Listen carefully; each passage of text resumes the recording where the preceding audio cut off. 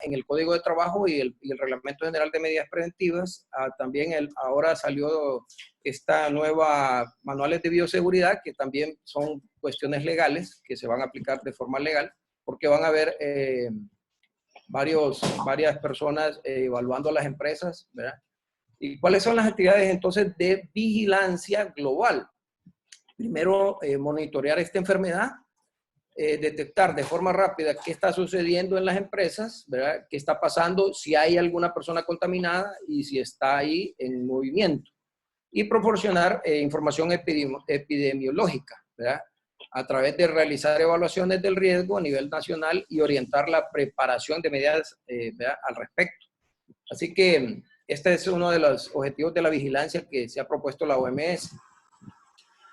El manual habla de la forma de ataque de este coronavirus y que anda entre un 30 y 60%, y ese es un número básico de reproducción, le llaman a ellos, un AR, tasa de ataque, de persona a persona. Y entonces, si andaría en un 60%, de cada 5 se estarían infectando 3, si hay una persona contagiada. Entonces, hay que tener mucho cuidado porque la forma de contagio realmente es bastante grande, bastante amplia. Y si fuera un 40% de cada 5 personas, se contaminarían 2, ¿verdad? Y esas 2 contaminarían otras 2, entonces, pero esa tasa varía entre 30 y 60%. Si fuera un 100%, como ustedes ven a mano derecha, del 100%, de 5 se contaminarían 5, ¿verdad? Entonces, hay que tener esa precaución para no, ¿verdad? En el caso de no estar cerca de las personas, ¿verdad? Y esas son las recomendaciones del gobierno también. Entonces, definieron la OMS definió que esto se enmarca en el grupo 3 y el grupo 4 de riesgo, ¿verdad? Y el grupo 3 y el grupo 4 son los más delicados, porque le voy a leer el 4 nada más y van a ver ustedes que dice que son causas de enfermedades humanas graves, ¿verdad? Y estas enfermedades dice que es un peligro grave para los trabajadores y que puede presentar un alto riesgo, ¿verdad?, de propagación a la comunidad. Generalmente no hay profilaxis o tratamiento efectivo disponible. Ese es el caso del coronavirus, que todavía no hay ningún tratamiento efectivo, o sea, no hay una vacuna, ¿verdad? Por lo cual es necesario determinar el riesgo en la ocupación y poder tomar las medidas preventivas necesarias. Y esa es la importancia de este grupo 4, en el cual están enmarcando los de la OMS el riesgo del coronavirus, o sea, que es el riesgo más alto, ¿verdad? Ustedes saben que la gestión de riesgos a través de la norma ISO 31000 dice que tenemos riesgos de nivel bajo, nivel medio y nivel alto. El bajo es color rojo generalmente, color verde generalmente. El riesgo medio es color amarillo, que es una precaución, y el color rojo es el grupo más alto, y este grupo 4 es el color rojo, ¿verdad?, para gestión de riesgos. Así que es uno de los casos más delicados que podemos tener.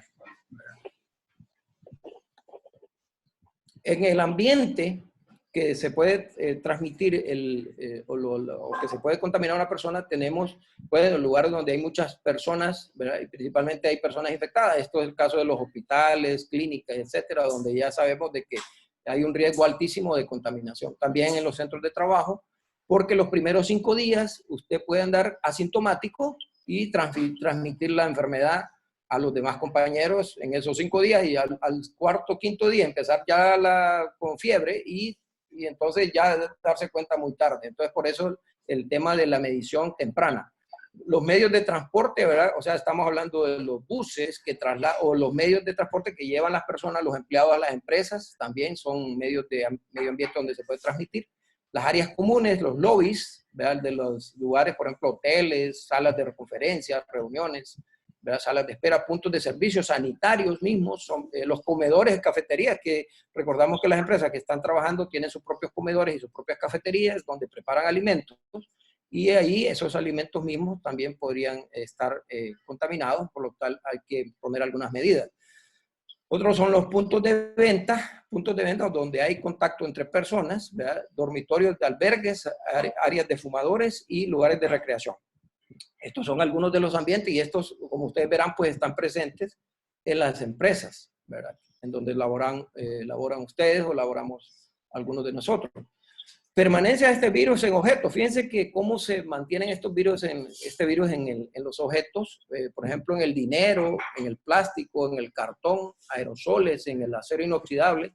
La duración en aerosoles dura hasta 3 horas, o sea que en el bote, usted agarra un bote y si usted está contaminado, alguien lo contaminó, ese virus se puede transmitir hasta 3 horas. En el cobre, hasta 4 horas. O sea, estamos hablando de monedas, ¿verdad? y esas cosas. En el plástico, que estamos hablando de botellas plásticas, cartón, cajas, hasta 24 horas. Bueno, en el plástico hasta 3 días.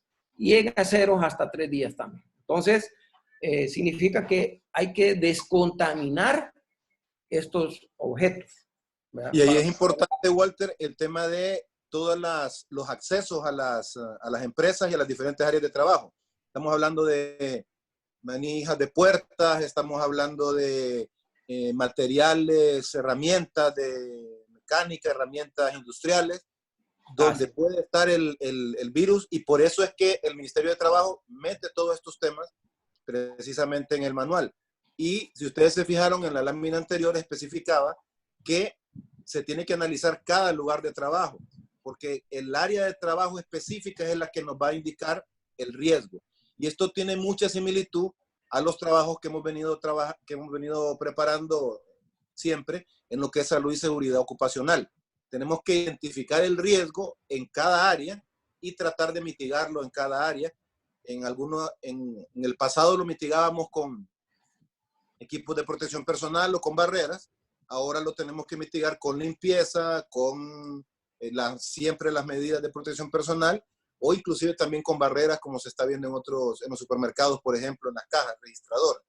Entonces, es importante por eso que esto lo traslademos cada quien a nuestro lugar de trabajo, para que sepamos en nuestro lugar de trabajo cuáles son esos puntos que tienen mayor riesgo, de acuerdo a la gráfica que nos indicaba Walter, del tiempo que puede mantenerse el virus en cada una de las superficies.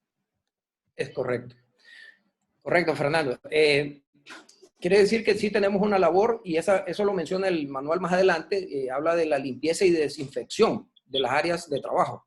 Y de hecho es bastante drástico porque habla de un programa, ¿verdad? Habla de un programa, y eso es bueno porque ya las empresas deberían de ir pensando en programas de orden y limpieza. Bien, algunas recomendaciones sobre el agente que es el COVID, ¿verdad? Es la evaluación y control de la presencia del virus, ¿verdad? Y si se encuentra como una proteína en el ambiente. Esto es importante porque ya nos han informado los médicos que esta es una proteína. O sea que la proteína no es específicamente algo que se puede destruir fácilmente, sino que se destruye a través de algunos agentes antimicrobianos, diría yo, que son con un programa de protección biológica, ¿verdad? Y sobre el ambiente también tenemos el distanciamiento o el aislamiento mediante, ¿verdad? Las recomendaciones que nos han dado el gobierno, ¿verdad? De 1.5 metros a 2 metros de distancia. El contacto entre personas, o sea, estamos hablando de que cuando llegamos al trabajo no tenemos que darnos las manos, no tenemos que acercarnos a las personas, sino que siempre mantener esa distancia, ¿verdad? Evitar el contacto con objetos o superficies de la empresa. Cuando llegamos, es lo que hablábamos anteriormente, ¿verdad? Y el lavado y el desinfectado de los objetos de manera frecuente. O sea que aquí habla importante porque habla de una frecuencia, y ahí les puse una imagen de qué es lo que hay que hacer, ¿verdad? Por ejemplo, el teléfono no se lo podemos estar prestando a los compañeros porque cuando hablamos sobre el teléfono hay saliva que se adhiere y ahí podemos estar contaminándonos. Si yo agarro el teléfono de la empresa y alguien más lo agarra, también lo puede contaminar. Entonces hay que estar limpiando y desinfectando. Son dos actividades diferentes, ¿verdad? La limpieza y la desinfección.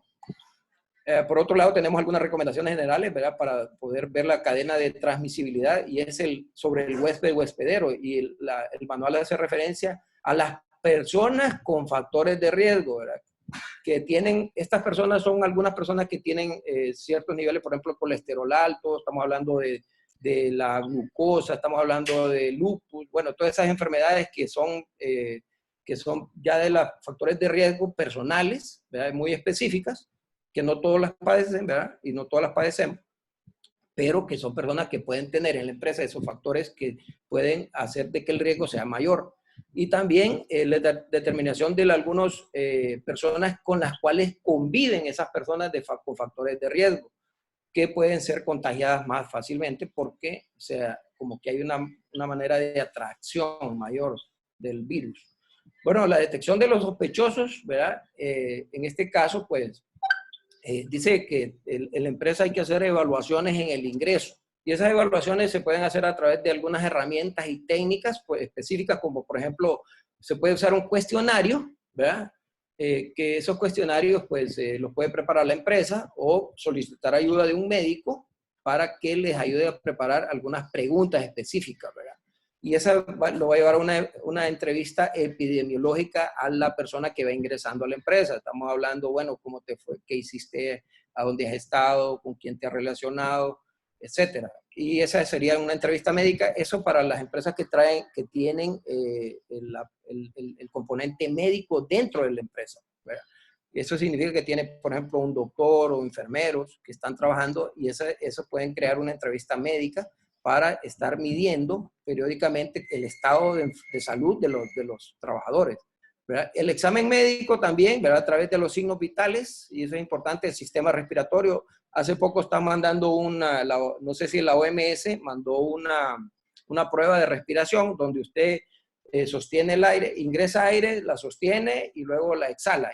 Inhala, sostiene, exhala. Y esa prueba puede estarla haciendo también las empresas porque ya está como reconocida esa prueba y eso es lo que le están midiendo, es la capacidad de sus pulmones, ¿verdad? También tenemos los exámenes complementarios como la proteína C reactiva, que es un examen, que es el examen que está utilizando el gobierno actualmente, y ya eso es para personas que ya se miran que que ya tienen los síntomas, ¿verdad? Y pruebas de anticuerpos y otros exámenes que se refiere a la literatura científica o los médicos de la empresa. Y esa sería la forma de detección temprana. Y luego venimos una vez que ya se determina si hay algo, ¿verdad?, en la empresa, esa es la gestión de riesgo. Y aquí viene el punto número 2 del manual, en donde nos empieza a hablar de qué riesgo, ¿verdad?, qué es imprescindible determinar. Aquí nos habla de 3 elementos. Primero, la amenaza.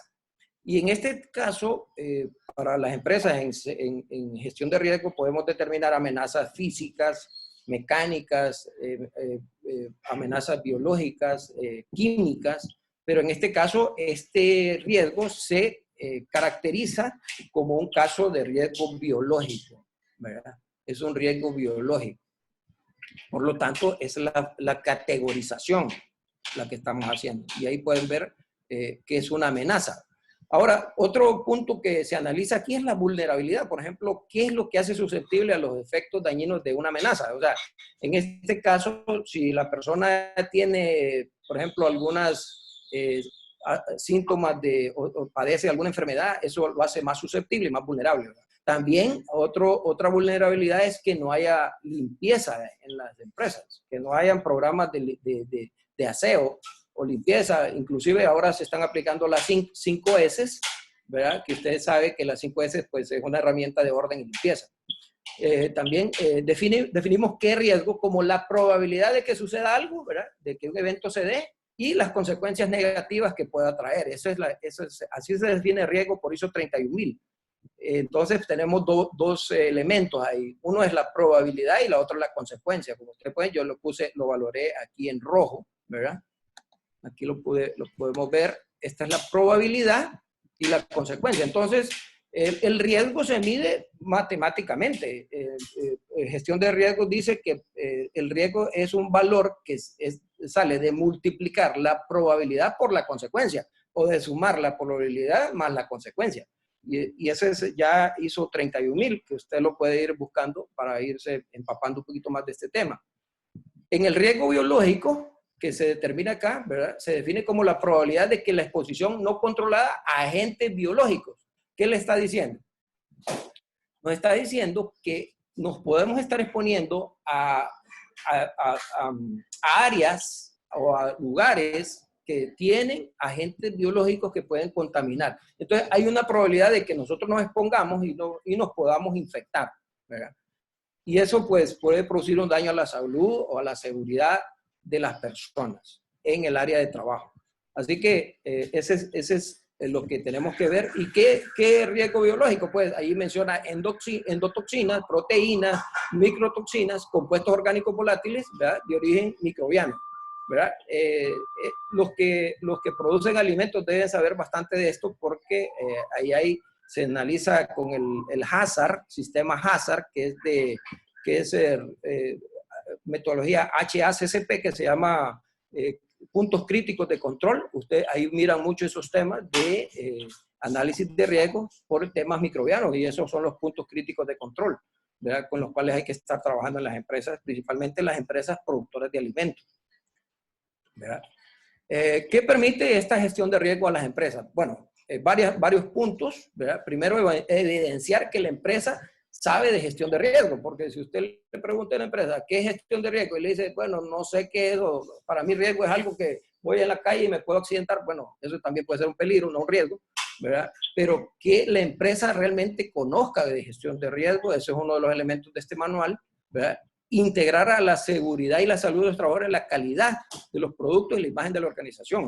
Significa que ustedes a partir de ahí viene una planificación y eso hace de que la empresa pueda ir priorizando. Un problema con la conexión del instituto. Luego tenemos cumplir la legislación y normativa nacional e internacional, ¿verdad? Porque ahí tenemos convenios nacionales y convenios internacionales con la OIT, por ejemplo, donde se miran las condiciones mínimas de seguridad y salud que deben tener las empresas, eliminar los costos de las consecuencias. Bueno, está hablando de que entre menos enfermos, menos personas infectadas, los costos van a elevarse para las empresas por los seguros y por otras cosas, ¿verdad? Gastos directos e indirectos, ¿verdad? Y esas son las relaciones de productividad también que se ven afectadas por la empresa cuando un trabajador, ¿verdad?, sale por alguna contaminación o una enfermedad profesional, ¿verdad?, como ser, por ejemplo, una desgaste, ¿verdad?, desgaste muscular de los huesos, etc. Entonces, para evaluar el riesgo biológico se consideran algunos elementos como es la patogenosidad, que es la capacidad de un agente de causar daño al huésped. Entonces, en este caso, como vemos, el coronavirus tiene una alta poder de infección, ¿verdad? La vía de transmisión, que vimos las 3 vías, ¿verdad?, que es el mecanismo por donde ingresa el microorganismo al huésped, y la transmisibilidad, ¿verdad?, el conjunto que permiten la propagación de esa enfermedad. Y como vemos, esos 3 elementos son bien altos para el coronavirus, ¿verdad? Los 3 elementos que estamos viendo son altos para el coronavirus. Así que es de alto riesgo también por estos 3 elementos que estamos analizando.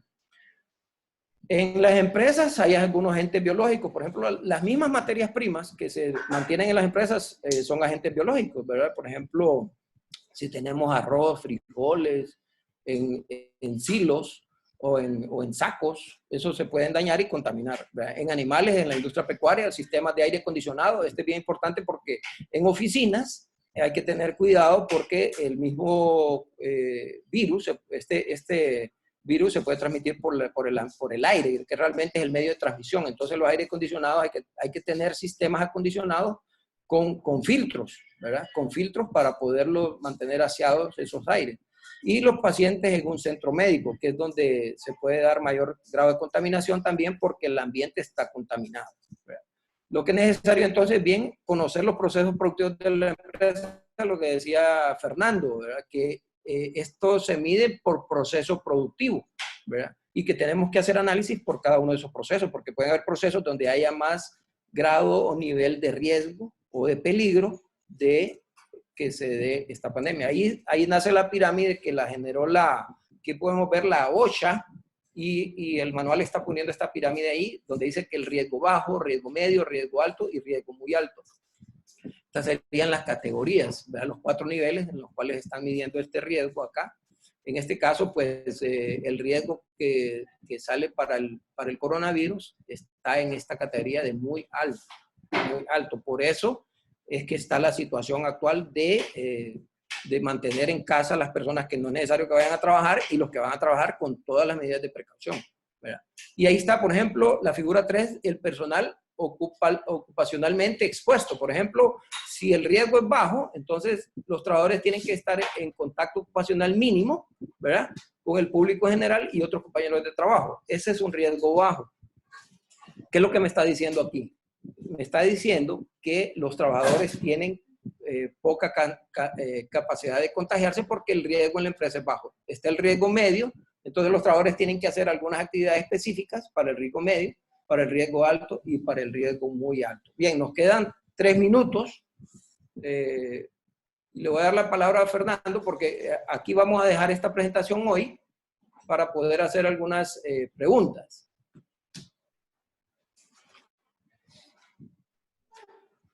Bien, gracias, Walter. Sí, esta primera parte ha sido como quizás un poco repetitiva para algunos, pero recordemos que esto es un resumen del manual que ha elaborado la Secretaría de Trabajo.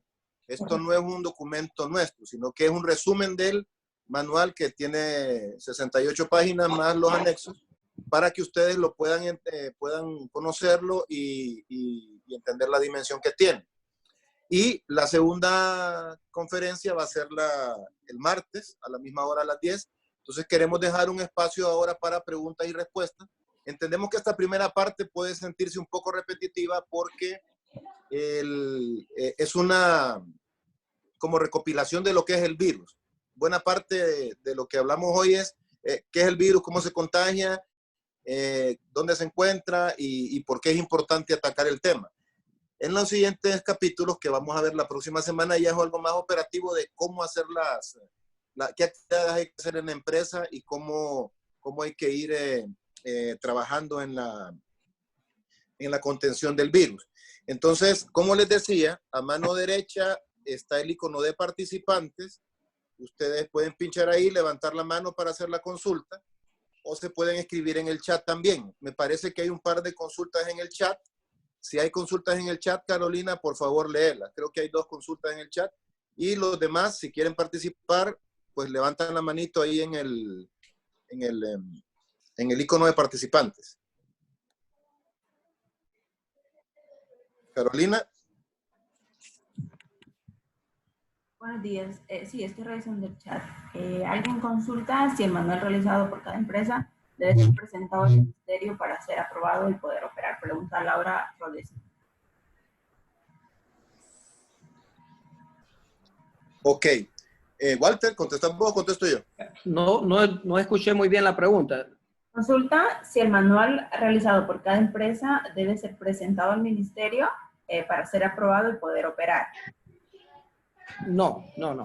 Para cada sector en referencia se va a hacer un manual y este manual es el que hace el gobierno, conjuntamente con las instituciones que están ahí involucradas, la ASOMET, la universidad y los organismos internacionales. Lo que tiene que hacer cada empresa es un programa y un plan para implementar el manual. O sea, aquí tenemos el manual general, que es, digamos, para el general.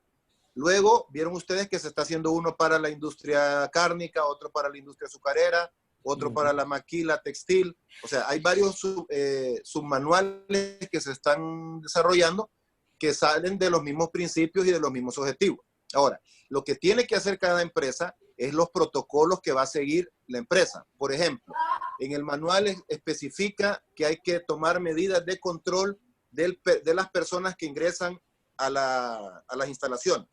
Entonces, lo que tiene que hacer la empresa es poner en su protocolo, basados en el manual, en la empresa X se tomarán las medidas de control del personal que ingresa y va a poner la puerta tal, el acceso tal, y qué medidas van a hacer. Bueno, voy a tener un termómetro que va a medir la temperatura, vamos a hacer el cuestionario que indicaba Walter, vamos a otorgarle desinfectante, el personal va a tener unas mascarillas, va a tener guantes, va a tener, etcétera. Sí. La parte que viene del manual es la que vamos a ver donde se establece qué específicamente va a hacer la empresa. Ahora, quiere decir que cada una de esas actividades que el manual recomienda son las que debe implementar la empresa. O sea, no es que debe crear otro manual, sino de implementar las recomendaciones que establece el manual para poder ponerlo en práctica. Con el objetivo de que puedan regresar a sus actividades normales de trabajo.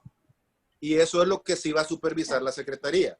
Y eso sí lo va a hacer. La Secretaría va a supervisar que en la puerta efectivamente hay termómetros estos de distancia, que efectivamente va a haber mascarillas, que efectivamente va a haber desinfectante, que va a haber algún mecanismo de limpieza de los pies, que va a haber guantes, etcétera.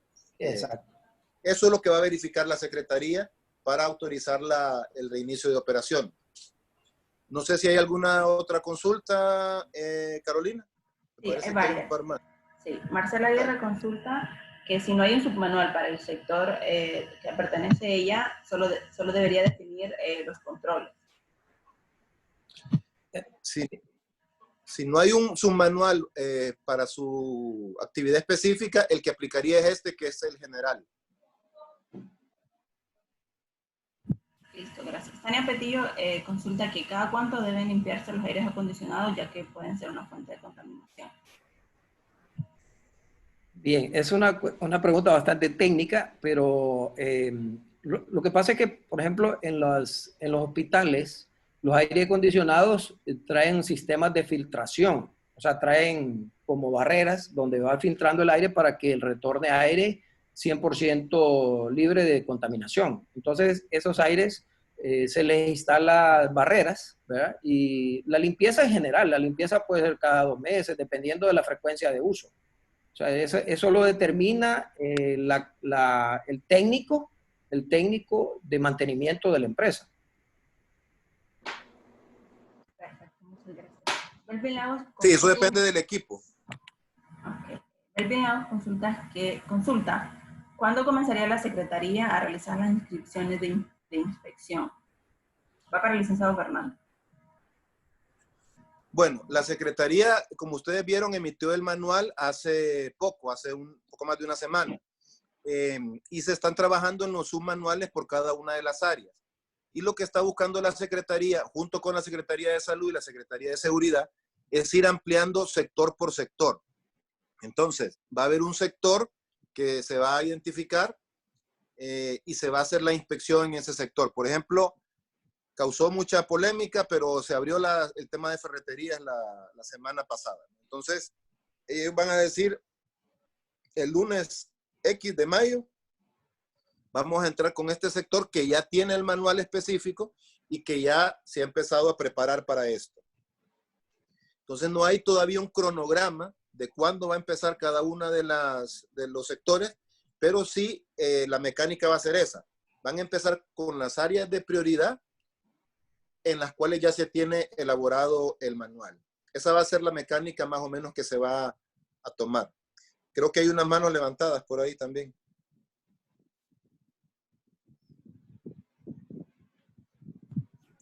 Adelante, Carlos.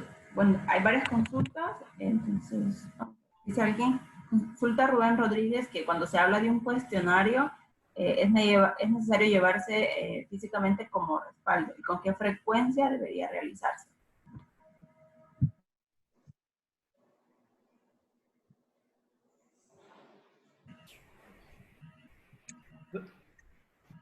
Walter. Hola. Sí, ¿me podría repetir, por favor? Consulta Rubén Rodríguez que cuando se habla de un cuestionario, sí es necesario llevarse físicamente con respaldo y con qué frecuencia debería realizarse el mismo. El cuestionario es para el ingreso del personal a la empresa. Si usted lo aplicó el lunes, yo diría ya el próximo lunes podría estarlo aplicando. Eso lo determina el equipo médico de la empresa. Quiero decirles que las empresas tienen la obligación legal de tener un departamento médico interno después de cierta cantidad de empleados. Eso lo establece el Código de Trabajo. Entonces, el equipo médico es el que debe definir la frecuencia, pero en este caso diría por lo menos una vez a la semana.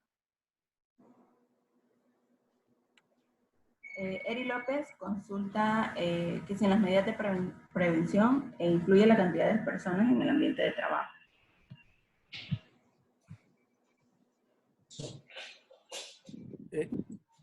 Que si la cantidad de personas en el ambiente de trabajo, perdón.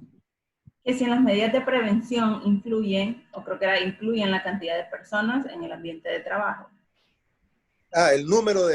Si limitan el número de personas. Uh-huh.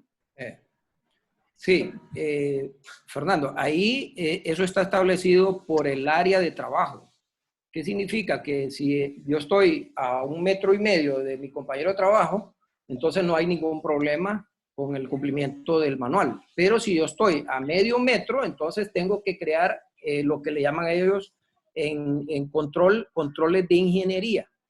¿Qué es un control de ingeniería? Es definir una nueva metodología de trabajo para el proceso específico. Pero antes tengo que haber determinado la gestión del riesgo en ese puesto de trabajo. Y a partir de ahí, entonces yo vengo y hago una modificación para poder cumplir con la regla del manual.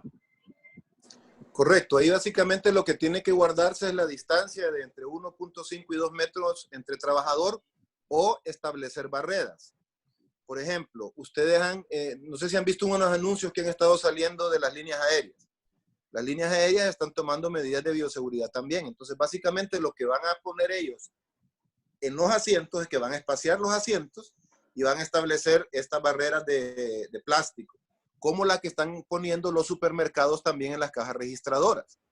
Porque lo que se busca es evitar precisamente que se pueda transmitir el virus. Entonces, el número de personas que van a estar en el área de trabajo va a depender del área, del tamaño del área, de los procesos y del distanciamiento que pueda haber entre las personas. Y por eso se ponen esas marcas en el piso también, para que la gente sepa que no puede salir de ese espacio para no violentar lo del distanciamiento que debe existir entre cada uno. Había una manito levantada también y no sé si hay más preguntas, Carolina. Mano levantada, ya verifiqué y no me aparece ninguna. Pero sí hay varias preguntas, como por ejemplo avances en los manuales de la industria del plástico, no sé si hay, y el avance en el manual para la industria azucarera. Bien, no sé si está Gerardo Guillén o alguien de la Asociación de Productores de Azúcar. Bueno, son muchos y no pude revisar. Con respecto a la industria azucarera, entiendo que el manual está bastante adelantado ya y esto se está trabajando precisamente con la APA, que es la Asociación de Productores de Azúcar. Y ya ellos están en el proceso bastante adelante, como les digo. El proceso de zafra ya está terminando en la zona sur y todavía se encuentra importante en la zona norte. Pero ellos ya están bastante adelantados y si hay alguna solicitud especial se la podemos transmitir a la APA. Con respecto a la industria de plástico, no sé quién está, Anthony por ahí. No sé si Anthony tiene mayor conocimiento, si no podemos hacer la consulta también a la mesa de trabajo gobierno sector privado que está viendo el tema de seguridad, que quien la coordina es Ernesto Lázaro. Veo que hay una mano levantada de Denis Chávez. Si querés darle la palabra, Carolina. Tiene el micrófono abierto. Buenos días. Adelante, Denis.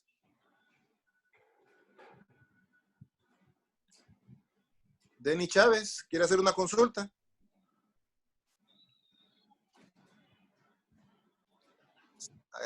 No, tiene que activar el micrófono, Denis. Ahorita tiene el micrófono apagado. Actívelo. Adelante, Denis. Tiene el micrófono apagado. Adelante, Denis. Ahorita lo tiene encendido. Hable. ¿Denis? ¿Quiere hacer una consulta, Denis? Bien, pasaríamos entonces a Edgardo Juan. Edgardo Juan quiere hacer una consulta. Adelante, Edgardo. Gracias, Fernando. Sí, buenas tardes. En el área de restaurantes, por ejemplo, yo supongo que los restaurantes y los centros comerciales podrían ser los últimos en ser autorizados a operar por el mayor factor de riesgo, pero ahorita la gran mayoría de restaurantes está trabajando vía servicio a domicilio, que así como nos estamos manteniendo prácticamente. Y obviamente están tomando medidas de bioseguridad y otros que no. Entonces, yo quería preguntar pues cómo están manejando esa situación, si van a empezar a supervisar los restaurantes que están trabajando o si no, y por mientras si se puede seguir laborando de esa forma. Gracias. Ok, Edgardo. Básicamente, pues los que estén autorizados con los salvoconductos que se emitieron son los que podrían operar. El ministerio está desarrollando, como decía, los manuales por cada sector. Y si ustedes se fijaron, aparecía también sector turismo. Entonces, dentro de turismo va lo de hoteles y va lo de restaurantes, bares, discotecas, etcétera, ¿no? Efectivamente, yo creo que ese va a ser de los últimos, junto con centros comerciales, en lo que respecta a apertura al público, pero pueden existir estos mecanismos de domicilio que pueden servir para paliar un poco la situación. El manual de bioseguridad para restaurantes lo está desarrollando Canatur y no tengo en este momento el conocimiento de en qué grado de avance se encuentra, pero lo podemos consultar con Pami Marinakis para verificar en qué momento ya lo van a tener listo, por lo menos para el tema de delivery, de servicio a domicilio, y de esa manera poder ir activando el sector, al menos en esa parte de servicio a domicilio. Recordemos que en restaurantes hay dos temas. Está el tema de bioseguridad por el coronavirus y está también el tema de manipulación de alimentos y normas de inocuidad, que son o que debieran ser normales, con o sin coronavirus, y ahora adicionalmente hay que sumarle la parte de bioseguridad por el coronavirus, que es un factor adicional de riesgo, ¿no? Entonces vamos a hacer las consultas sobre la industria azucarera, sobre el tema de restaurantes y bueno, sobre plásticos, pero está pidiendo la palabra a Anthony, que es el director ejecutivo de la Asociación de Plastiqueros de FAPLASH. Le vamos a dar la palabra a Anthony. Adelante, Anthony.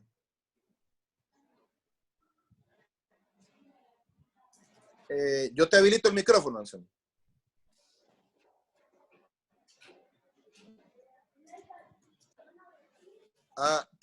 Tenés que habilitar el micrófono.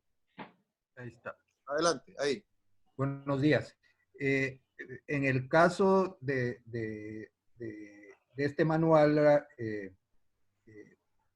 de medidas de bioseguridad, realmente nadie lo tenía estipulado ni como parte de su operación.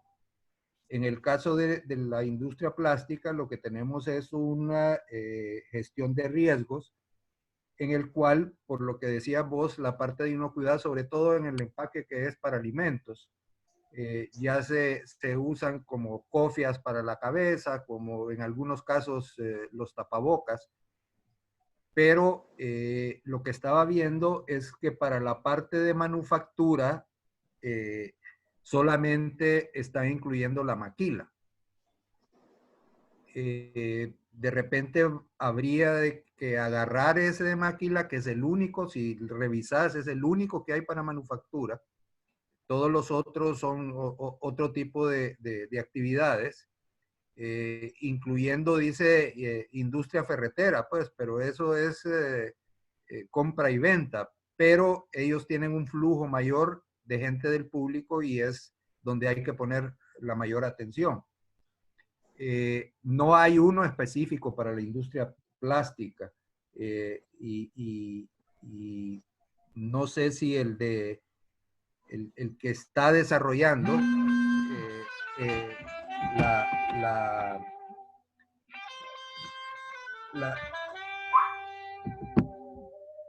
Por lo menos tenemos buena música. Sí, el que está desarrollando la maquila puede ser aplicado a las otras industrias, a la parte de manufactura. Sí, el de maquila yo creo que puede tener muchos elementos que se apliquen a la parte de manufactura. Y recordemos también que, como decía yo en un inicio, va a haber algunos sectores que quizás solo tenemos 2 fábricas en el país de X producto. Entonces no va a hacer sentido hacer un manual para 2 fábricas. Entonces lo que tendrían que aplicar más bien sería el genérico. Algunos sectores que sí tienen un grado, una masa crítica de empresas o de personal que va a estar operando, sí hace sentido desarrollar el manual y por eso se ha empezado con la industria de alimentos. Entonces vemos el de azúcar, vemos el de carne, vemos el de lácteos, que van avanzando poco a poco. vamos a verificar, pero lo que yo entiendo es que para industria manufacturera, en general, se aplicaría el general. Ya si hay un tema de restaurantes, un tema de azúcar, un tema de carnes, un tema de, bueno, hay otro manual también que es para la industria farmacéutica. Eso se van a ir aplicando, digamos, sí se van a ir haciendo sectorialmente, pero para empresas, digamos, que no tienen un volumen o que son muy específicas, lo que sería es aplicar el manual en términos generales, entendiendo pues los principios que comentaba Anthony de identificación de riesgo, dónde son los espacios donde tengo más riesgo y cómo puedo mitigar esos riesgos de esa exposición de riesgo biológico. Bien, no sé si hay más preguntas, Carolina. Sí, hay varias. No sé si Dale. podemos contestar unos 3. Vesla Matamoros consulta que cuál es el protocolo que se debe seguir con los empleados que viven en colonias que tienen casos confirmados. Ok. Walter. Yo considero que son el mismo protocolo en general, porque no sabemos, no, o sea, no tenemos información cierta,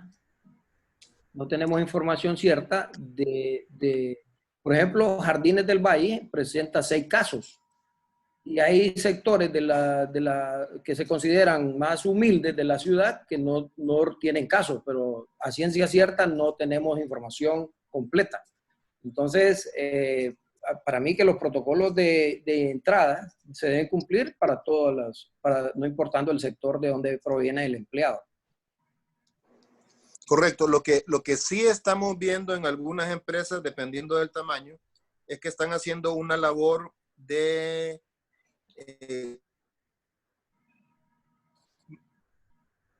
coordinación del transporte. ¿Qué quiere decir con esto? Bueno, actualmente no hay, el transporte público está suspendido, ¿no?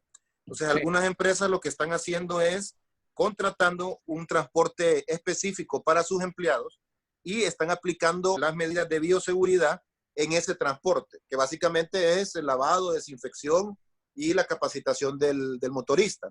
Entonces, con eso se reduce sustancialmente el riesgo, porque si yo tengo la gente en la casa y en la casa está controlada y la casa está limpia y tiene la medida, en la empresa la gente está controlada, tienen las medidas, tienen los equipos de protección personal, pues digamos que el riesgo se corre en el traslado, ¿no?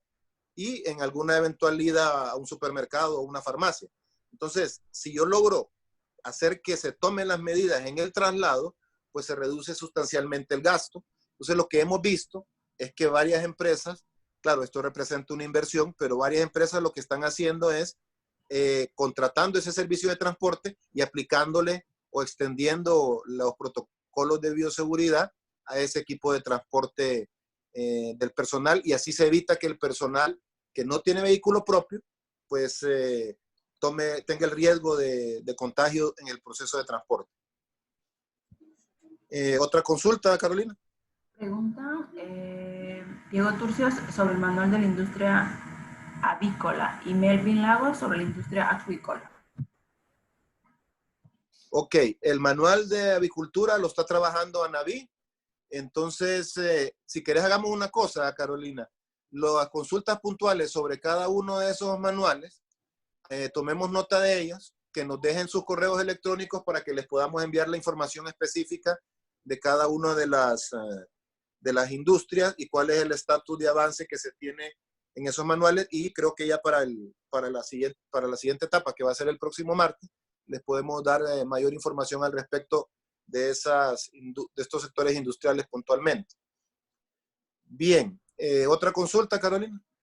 Y solo, por favor, a los que están consultando sobre alguna industria en específico, enviar su consulta al correo andy@andy.hn. Lo dejaré en el chat para poder darle seguimiento.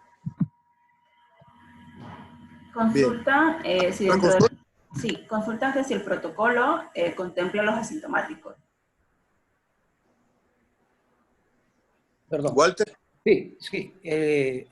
Está incluido para el análisis de ingreso todas las personas que no presentan síntomas, y las que presentan síntomas, pues por supuesto ni deberían ingresar a la empresa, porque en el filtro de entrada se deberían de controlar.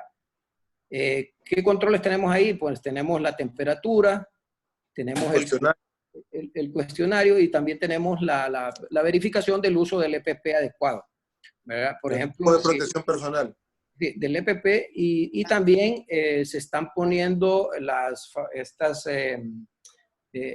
son desinfectantes de los zapatos, ¿verdad? Que son unas medidas para que cuando usted ingrese a la empresa también se pueda desinfectar y ahí detecta todo si en ese filtro no se detecta, eso ingresó a la empresa. Entonces, ese es, digamos, eso es uno de los puntos críticos de control, el acceso del empleado a la empresa todos los días, inclusive la salida, porque en la salida, si va alguna contaminación, se debe tomar en cuenta, ¿verdad?, que va a ir a contaminar su casa. Entonces, mejor tomar todas las medidas internamente, ¿verdad? Otra medida que quiero comunicarles que se está gestionando, todavía no está aprobada, pero se está gestionando, es el tema de las pruebas de laboratorio para que las empresas puedan tener un mayor control también. Eso está todavía en un proceso importante, pero ya se ha hecho la solicitud. En el caso, por ejemplo, de San Pedro Sula, el día de ayer empezaba a operar el laboratorio en San Pedro Sula del gobierno y ya se está haciendo la solicitud también para que se instale otro laboratorio en La Ceiba. La otra solicitud que se ha hecho es que los laboratorios privados puedan iniciar también a realizar las pruebas. Y estamos gestionando también que se puede incorporar la Cruz Roja. Entonces, si se logra tener toda esta cobertura de esta amplitud de laboratorios, entonces vamos a poder también hacer las pruebas en las empresas y eso nos da un mayor control. ¿Qué quiere decir con esto? El virus tiene 14 días, ¿no? Entonces yo puedo hacer la prueba cada 14 días y ahí es donde puedo identificar los asintomáticos. Porque los asintomáticos, como lo dice la palabra, no van a presentar fiebre, no van a tener dolor, no van a tener malestar en los huesos, no van a tener problemas estomacales. Ellos van a estar normales, ellos se van a sentir bien. Simplemente andan el virus. El único mecanismo que tenemos de controlarlo es a través de las pruebas. Entonces, por eso ustedes han visto en varios comunicados de la ANDI y de otras organizaciones empresariales que hemos hecho mucho énfasis en que se pueda masificar el tema de las pruebas. Una de las diferencias que tenemos entre América Latina, Centroamérica, Honduras y Europa, China, Estados Unidos, es el número de pruebas que se están aplicando por cada 1000 habitantes. Nosotros estamos aplicando 50, 60 pruebas diarias. Eso es muy poco. Nosotros debemos aumentar sustancialmente el número de pruebas que se aplican y esas pruebas se van a tener que aplicar no una vez. O sea, a mí me van a aplicar la prueba, la primera, un día y 15 días después me van a aplicar la segunda para ir llevándome el control hasta que la curva se aplane totalmente o se vaya identificando la vacuna, etcétera, ¿no? Pero el punto aquí es lograr ejecutar el mayor número de pruebas posible para poder identificar quién es sintomático y mantenerlo aislado el periodo que dura la enfermedad, que son esos 14 días. Entonces, se está haciendo esa gestión para que se puedan hacer las pruebas y lo importante es que un mecanismo muy eficiente de hacer las pruebas es en las empresas, porque la gente necesita su trabajo, tiene que ir a la empresa y entonces en la empresa se pueden tomar las muestras y la gente pues va a estar muy colaboradora en ese sentido. Y eso nos va a ayudar a tener un mayor control epidemiológico en general de lo que está pasando y también por cada región y además poder controlar el asintomático que no contamine más gente. El sintomático, pues el que se encuentra mal, se acuesta en su casa o en el hospital, pero él se siente mal, él solito se aísla o la familia lo aísla. El problema es el que no tiene síntomas. Por eso es que tenemos que avanzar con el tema de las pruebas y estamos trabajando en eso y esperamos tener buenos resultados próximamente. ¿Más preguntas, Carolina? Sí. Nazaret Patricia consulta que dentro del análisis de riesgo, ¿qué metodología se recomienda para valorar el riesgo? Bueno, hay 32 metodologías, 32 herramientas para gestión de riesgos. yo le recomiendo que vaya a conocer un poquito la ISO 31000 y la ISO 31010. Esas dos normas le establecen toda la información necesaria para poder hacer gestión de riesgo. También le quiero decir que la gestión de riesgos es de uso obligatorio, o sea, de uso legal, lo recomienda el Reglamento General de Medidas Preventivas para todas las empresas. Dice que de la gestión de riesgos sale un plan. O sea, el plan es para eliminar todos los riesgos que salen potencialmente altos. En este caso, riesgos biológicos, riesgos químicos, riesgos ergonómicos, riesgos de salud, bueno, y riesgos de accidentes de trabajo también. Todos esos riesgos se deben eliminar a través de una herramienta que se llama control. Bueno, eso es lo que vamos a ver en la siguiente fase. O sea, quizás es un adelanto, ¿verdad? Para que ustedes estén atentos, pero yo les recomiendo que vaya conociendo la ISO 31000. Gracias, Walter. ¿Más consultas, Carolina? Sí, consultan varios sobre personal vulnerable, personas de la tercera edad y empleados con enfermedades preexistentes.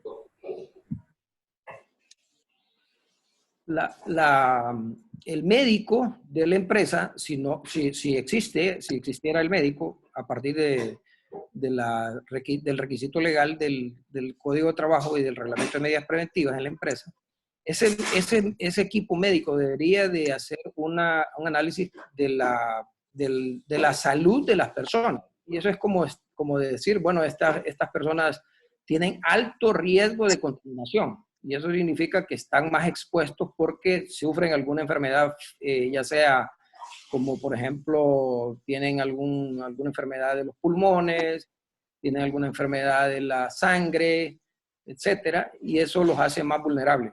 Entonces, eso aumenta el riesgo de contaminación de esas personas. Por lo tanto, el equipo médico, si no existiera ese equipo médico, se debería solicitar apoyo al programa médico del Seguro Social. Correcto. El programa de seguro con la empresa, que tienen un convenio, ¿verdad? Que la ANDI también ha participado en esto, y que se debería de hacer alguna solicitud para que ellos vinieran a la empresa y dieran esas recomendaciones o hacer esas evaluaciones. Y básicamente lo que se recomienda con las personas que tienen un factor de riesgo alto, que son personas de tercera edad, personas con enfermedades preexistentes, es tratar de limitar el riesgo. Entonces, en la medida de lo posible, que ellos pudieran hacer actividades de teletrabajo o en espacios diferenciados dentro de la empresa. O sea, lo que se busca es evitar el riesgo. Claro, no en todas las empresas se puede. En una parte de producción industrial, pues la gente tiene que estar físicamente ahí. Pero si la gente por ejemplo, está en la parte de contabilidad, ver si puede realizar la labor de contabilidad desde su casa y tener menos exposición. Estar, por ejemplo, llegar una vez a la semana nada más a la oficina, a recoger la documentación y digitar o ingresar en el programa contable la documentación desde su casa. O, por ejemplo, la gente que está en mercadeo, pues si tiene algún factor de riesgo, puede con una computadora, con una laptop y con un teléfono, puede desde su casa realizar la labor de mercadeo vía teletrabajo. Y quiero comentarles también que ya se emitió una norma de parte del Ministerio de Trabajo sobre el teletrabajo, valga la redundancia, que es el trabajo desde casa o fuera de la oficina. Sobre ese tema vamos a preparar también una capacitación para que ustedes estén enterados de eso. Entonces, el que tenga factor de riesgo alto, buscaríamos, se puede como opciones, que pueda trabajar desde casa, si es posible, de acuerdo a su función, o si no, identificar cómo puede él estar más protegido al tener ese riesgo más alto que los demás. No sé si hay otra consulta, Carolina, ¿más consultas? Sí, consultan que laboratorios privados están realizando pruebas y alguien más, y cómo se pueden involucrar los laboratorios privados especializados en análisis microbiológico de alimentos, aguas, superficies y equipos para el desarrollo de manuales de bioseguridad. Bien, laboratorios privados, en este momento hay varios que tienen la capacidad de hacer las pruebas, pero no están autorizados todavía. Nosotros esperamos que esta semana el gobierno autorice a través de ARSA a laboratorios privados para poder realizar las pruebas. Una vez que estén autorizados los laboratorios, ARSA tiene que autorizar el tipo de análisis que se va a hacer, porque existen diferentes tipos de pruebas. Esto es como, ¿qué les digo? Como las pruebas de embarazo. Hay diferentes tipos de pruebas de embarazo. Uno puede ir a la farmacia y comprar una prueba de embarazo y ahí tiene un mecanismo de verificación. Y hay análisis de sangre y hay análisis más complejos para determinar si una persona, si una mujer está embarazada. Lo mismo pasa con este tema del virus. Entonces, lo primero es que el ARSA, la Agencia de Regulación Sanitaria, tiene que autorizar al laboratorio para que haga las pruebas y luego tiene que autorizar el tipo de prueba que va a realizar el laboratorio. Hay pruebas de estas que están dentro del país. Si están autorizadas, inmediatamente se pueden hacer de parte del laboratorio. Si son pruebas nuevas de las que se están desarrollando en Europa, en Estados Unidos, en Corea, entonces habría que esperar el tiempo de transporte, 1 o 2 semanas, en que lleguen esas pruebas al país. Nosotros tenemos conocimiento que varios laboratorios ya habían hecho las solicitudes en ARSA y ya tenían pedidos algunos reactivos que podían utilizarse para hacer pruebas de COVID, y algunos de ellos están en camino, vienen hacia Honduras ya, y hay algunos que están en aduanas que se espera la autorización de ARSA para desaduanar. Recordemos que las pruebas estas son pruebas de laboratorio que se aplican en humanos. Entonces, al igual que los medicamentos, al igual que los alimentos, necesitan un registro sanitario que lo tiene que otorgar ARSA para poder ser aplicados en humanos. Entonces, primero se autoriza el laboratorio y luego se autoriza la prueba específica que va a utilizar el laboratorio. La otra consulta es si los laboratorios que están en la industria de carnes podían aplicar pruebas. Esa era la pregunta, Carolina. No. ¿Cómo pueden involucrarse los laboratorios privados especializados en análisis microbiológicos de alimentos, agua, superficie y equipos para la elaboración de manuales de bioseguridad? Ok, yo creo que ellos cabrían dentro de lo que es la industria farmacéutica. Entonces lo que podemos hacer es ponerlos en contacto también con la ANAPROFAR, que es la Asociación de la Industria Farmacéutica y de Laboratorios, porque ellos ya están bien avanzados en el manual y el protocolo de bioseguridad de la parte farmacéutica. Obviamente ahí es una zona que tiene riesgo mucho más alto, y también también está trabajándose en manuales para la industria de hospitales y laboratorios. Entonces, ahí hay mucho más riesgo porque se trabaja con agentes biológicos, y si se están haciendo pruebas, se están teniendo pacientes, pues obviamente el riesgo es más alto.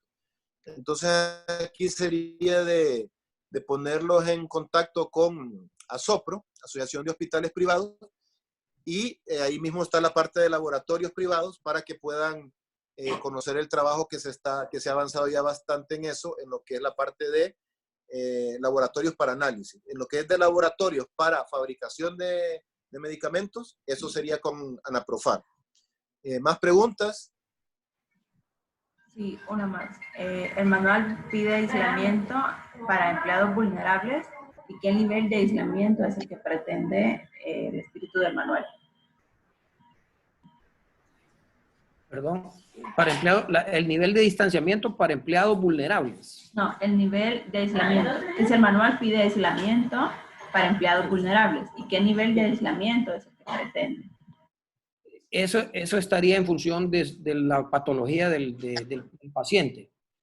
Por ejemplo, si el paciente tiene problemas asmáticos o de respiratorios, entonces el nivel de aislamiento debería ser casi 100%, o sea, aislarlo de la empresa.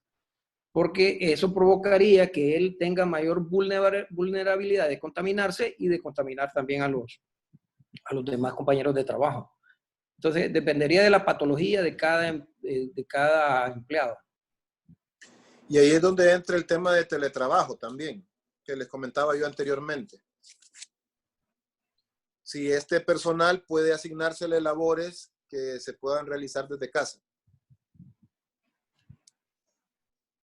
¿Más preguntas, Carolina?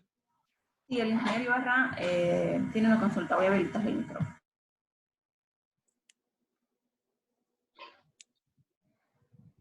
Listo, ingeniero. Sí, Fernando. Sí.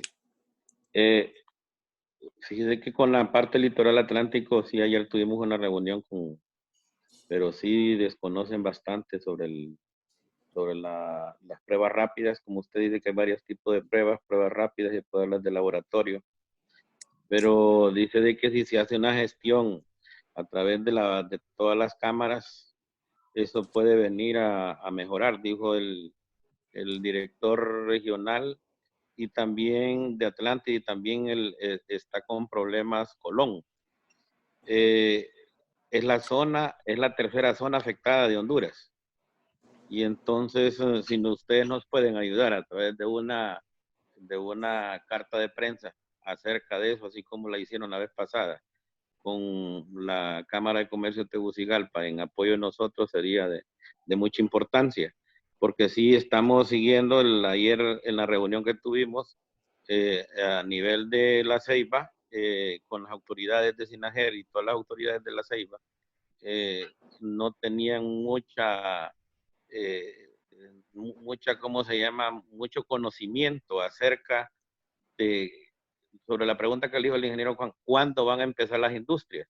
Mientras nosotros no tengamos esas pruebas que nos pueda ayudar para la referenciación, va a ser muy difícil en La Ceiba y en Colón y en estos departamentos que no tenemos pruebas, porque están yendo a Tegucigalpa y vienen en 8 días. Y eso para la industria puede ser de mucho problema. La pregunta es para el expositor sobre las probabilidades de que el virus se transporte a través del agua. Muchas gracias.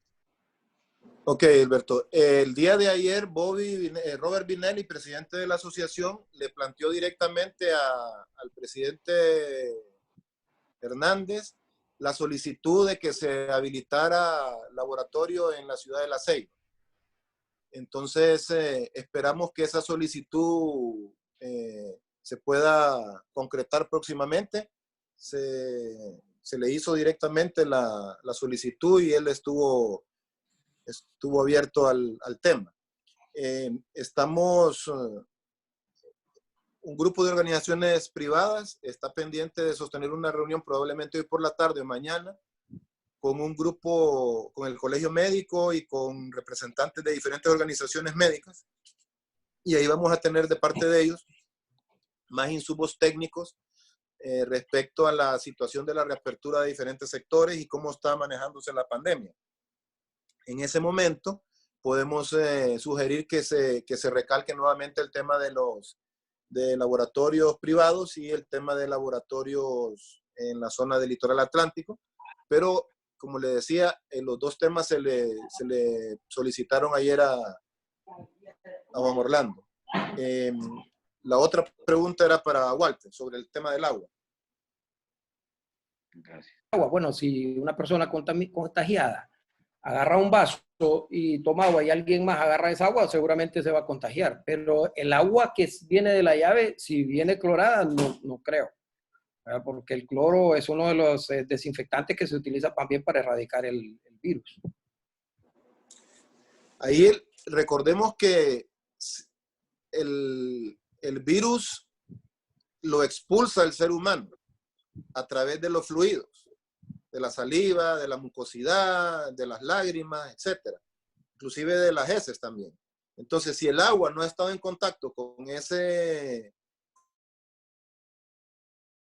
problema. Ahora, si alguien manipula el agua y esa persona está enferma y le transmite a través de una de esas vías al agua el problema, entonces sí tiene riesgo. Ahí lo que se recomienda es lo que hacía mi mamá cuando estábamos pequeños nosotros, es que hervían el agua. El agua, se acuerda que antes se hervía en las casas. Entonces se hierve el agua y mata el virus, porque el virus no es resistente a altas temperaturas. Entonces, si hay algún temor, eso es una opción. Pero lo más importante es la manipulación. Por eso el tema que recomiendan los médicos siempre cuando hay alguna enfermedad es que cada quien tenga sus utensilios de comida propios. O sea, cada quien tiene su taza, cada quien tiene su vaso, cada quien tiene sus cubiertos, sus platos, para evitar ese contagio. Y obviamente, si alguien usa una taza y esa taza no se lavó bien y la usa después otra persona, ahí hay riesgo de contagio, no de coronavirus, sino de muchas otras enfermedades. Por eso es importante seguir el tratamiento. Si el agua viene ya con el tratamiento de cloro, no debería de haber problema. Lo que sí es problema es cómo lo manipulan. El agua Fernando, se pone en un botellón y el botellón se lleva por una persona y esa persona no toma las medidas de bioseguridad, puede contaminar el botellón donde viene el agua y entonces ahí viene el virus. Por eso el botellón hay que lavarlo después que uno lo compra, hay que lavarlo también antes de utilizarlo y desinfectarlo. Fernando, la pregunta es porque en la industria de alimentos, más de cárnicos, procesos de cárnicos y cocina, se da el traspaso donde hay recipientes con transporte de agua y eso es lo que estaban diciendo que existía una probabilidad. Pero como dijo el ingeniero, si se hace un protocolo de echarle el químico en algún recipiente principal, porque dicen que es en el transporte que posiblemente exista la probabilidad de que a través del agua se transporte el virus. Es que el virus se puede depositar en cualquier material. El tema es, por ejemplo, si es un recipiente de agua, utilicemos el botellón de agua como ejemplo. El botellón está en la fábrica tiene todo el proceso de bioseguridad. El botellón se lleva a una pulpería, se deja en la pulpería. El dueño de la pulpería no utiliza mascarilla y él está enfermo. Llega un cliente a comprarle el botellón de agua y él habla encima del botellón de agua y le cae saliva al botellón de agua del pulpero que está enfermo y que no tiene síntomas. El cliente compra el agua, se la lleva a su casa, no le aplica ningún procedimiento al botellón, el cliente se va a contaminar. Entonces, por eso es importante que todos los procesos de limpieza con desinfectante, con jabón, con cloro, con alcohol, etcétera, se lleven en cada proceso a lo interno de las empresas y hacia afuera también. Fernando, viendo aquí la lámina, hasta 3 días dura el virus en el plástico. Correcto. Por ejemplo, en el caso mío particular, yo compro el botellón de agua y lo dejo los 3 días afuera en el sol, en el patio de la casa. Correcto. Luego se mete a la casa y se lava con jabón, con detergente, que desinfecta el plástico por fuera, y luego se limpia con alcohol. Ese es el procedimiento que estoy utilizando yo, que soy un poco paranoico, pero es mejor prevenir que lamentar, con un botellón de agua. Y también con todas las compras de supermercado. Claro. Lo mismo debe ocurrir en las empresas. Hay varios videos por ahí donde se explica cuál es el procedimiento para sacar la compra del supermercado antes de depositarla en la casa. Entonces, ese procedimiento hay que seguirlo también en las empresas. Si yo compro este producto que viene en un envase plástico, pues tengo que aplicarle al envase las medidas de limpieza pertinentes. Y ahí está el cuadro que nos presenta Walter, que es bastante claro. En aerosoles, pues 3 horas, en cobre 4 horas, en plástico 2 a 3 días, en cartón 24 horas, en acero 2 a 3 días. Entonces, como se fijan ustedes, lo que más acero, bastante tiempo, y también el plástico. Entonces, uno tiene que aplicarle la limpieza al plástico. Si yo compro medicinas que vienen en botes o que vienen en cartón, igual, se saca la medicina de la caja de cartón y luego el blister se puede limpiar con desinfectante o con alcohol. Esos son los mecanismos que tenemos que seguir. Se puede utilizar también cloro y amonio cuaternario, dependiendo de los porcentajes, y el mismo gel también, ¿verdad? El mismo gel con un porcentaje de alcohol, de más o menos 60 o 70%. Eso se dio porque en la colonia del Toronjal de La Ceiba se están habilitando el gimnasio Ascona y a la par del gimnasio Escona ahí están los reservorios de agua para la distribución de la colonia. Entonces se está oponiendo porque científicamente, supuestamente, hay una probabilidad que a través de la red de distribución se vaya el virus en la cañería a las casas. Yo Y creo, eso puede Edilberto, suceder también en la que industria. ahí eso sería si un paciente que está contaminado se traslada del gimnasio a la planta de agua. Que está ahí a la par. No, pero es que no importa que esté a la par si la diferencia son 2 metros. O sea, el tema es que él está en contacto con el agua que se inyecta a la red. Si está, o sea, yo estoy seguro en mi casa, aunque en la casa de al lado haya gente contaminada. ¿Me explico? Yo estoy seguro en mi casa si la gente de al lado está contaminada. Ahí Fernando, el tema es que los pacientes que puedan estar en el centro polideportivo, dijo que era, que en el centro pues no salgan de ahí, ¿no? Y que el mecanismo de entrada no tenga contacto con el agua. Quizá la contaminación podría darse a través de la cañería de las aguas servidas. O sea, que las aguas servidas vayan, si es un pozo, que se vaya a mezclar esa agua servida con el agua del pozo y de ahí la extraen y la distribuyen. O sea, esa sería como una contaminación cruzada. Sí, ahí lo que tiene que verificarse es que el sistema de alcantarillado del centro que está usándose de albergue, exacto, no esté relacionado con la fuente de obtención de agua y hacerle el tratamiento al agua de distribución, o sea, hacerle un tratamiento completo. Correcto. Pues, si el agua que se está distribuyendo ya lleva el proceso de potabilización que implica cloro, cualquier bacteria estaría muerta ya también. Así es. ¿Más preguntas, Carolina? Sí, Melvin Lagos hace un comentario y una consulta. Considero que lo ideal es que antes de abrir operaciones en empresas se deban realizar las inspecciones para asegurar el control de contagio y durante la operación hacer las inspecciones de seguimiento. ¿Y cuál sería la propuesta del ANDI o el COEP? Bueno, nosotros, la propuesta de la ANDI y del COEP es precisamente este documento que estamos revisando el día de hoy y los diferentes manuales que se están elaborando por industria. El principio del sector privado es el siguiente. Quien conoce el tema de salud son los médicos. Y nosotros lo hemos hecho público en comparecencias de prensa, en programas de televisión y de radio, y también en comunicados.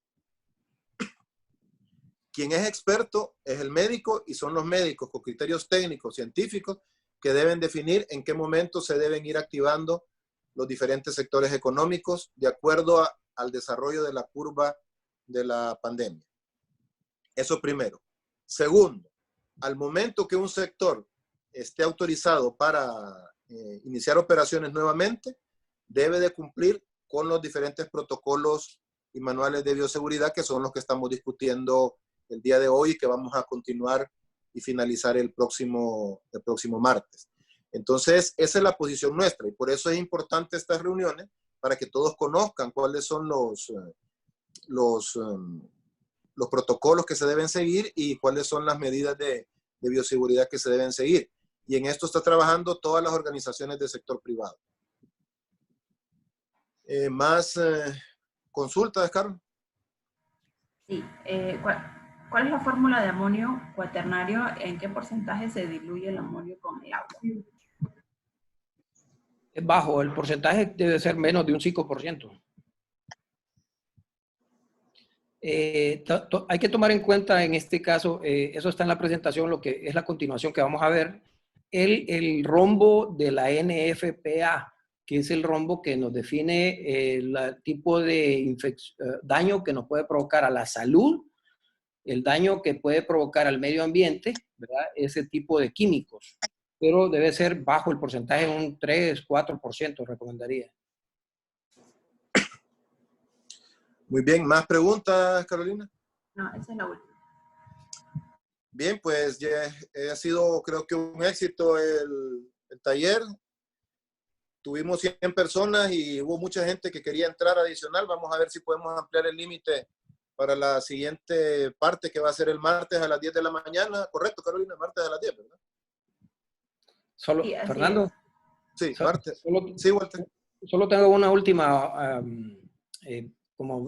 como opinión, y es que todo el equipo de protección personal que debemos de utilizar es la última barrera de protección que debemos de utilizar en las empresas.